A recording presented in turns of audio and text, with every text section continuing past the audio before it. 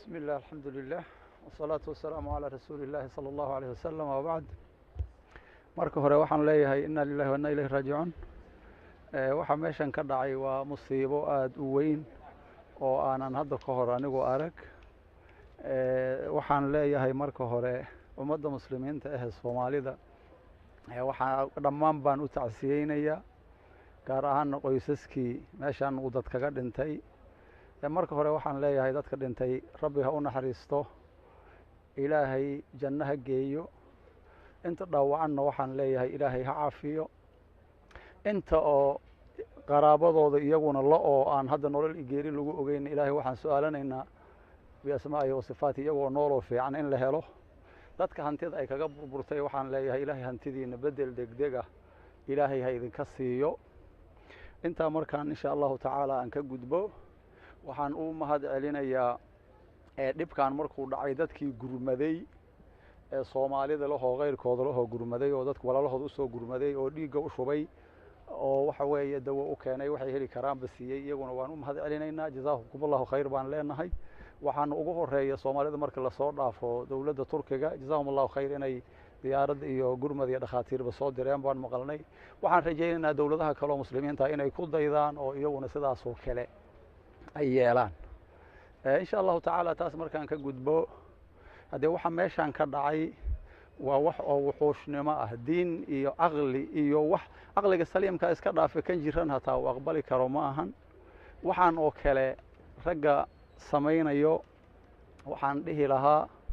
anigu taqriiban runtii muddo aad u dheer ka hor oo laga joogo 10 sano wax ku dhow baan niri waxaan oo kale nimayahow ka daaya dadka waan nagula dirareenoo way joojin waayeen runtii hadda ka hor waxaan oo kale shaamow bay ka dhaceen hargaha iyo saamahay ka dhaceen masjid bakaaraha ku yaalay ka dhaceen meelo kale ka dhaceen maraaxil bay ahayd marna markay waxaan oo kale dhacaan anaga ma ahin baa la dhihi jiray oo aan maqalnay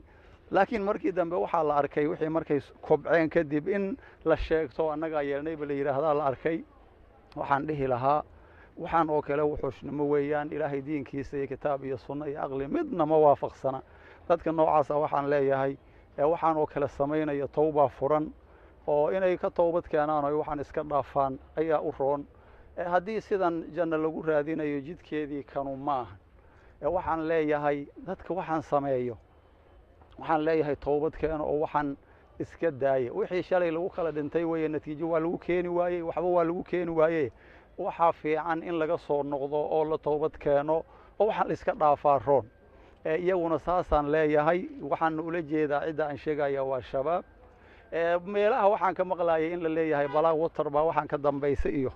taasna anigu shakhsiyan u malayn maayo oo kuwaas dhihi maayo maxaa yeelay balaag water maada qaraxdana way keeni karaan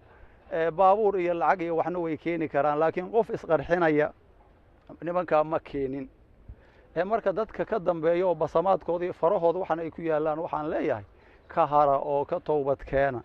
qof muslima dhiigiisa iyo intaanoo hantiya in la burburiyo iyo dadkii daraasiin iyo jumle in loo laayo adduunyo aakhira midna wax lagu gaari maayo taas insha Allah ta'ala intaas ayaan ka dhahayaa biidin Allah ta'ala dhalinyarada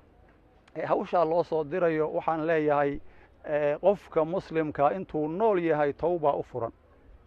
intuu nool yahay qofka maalam yuqarqir buu nabiga yiri ilaa naftu ay dhuunta soo gaarto qofka tawba furan qof rabo inuu janno galo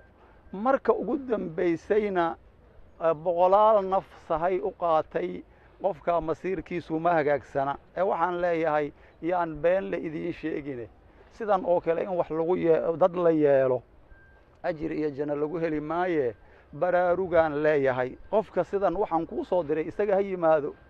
ilmihiisana ha soo diro hadduu isagu iman waayo ilmihiisana soo diri waayey adna ilmadadow baa tahay aabaha iyo hooyadaaba waxaan ka naxaye waxaan leeyahay adigu xataa haddaad waxba isku fali weysay waxaan leeyahay tawba furano ha laga soo laabto intan ha laga soo laabtaan leeyahay waxba lagu gaari waayay ha laga soo laabto wajazaakumullahu khayr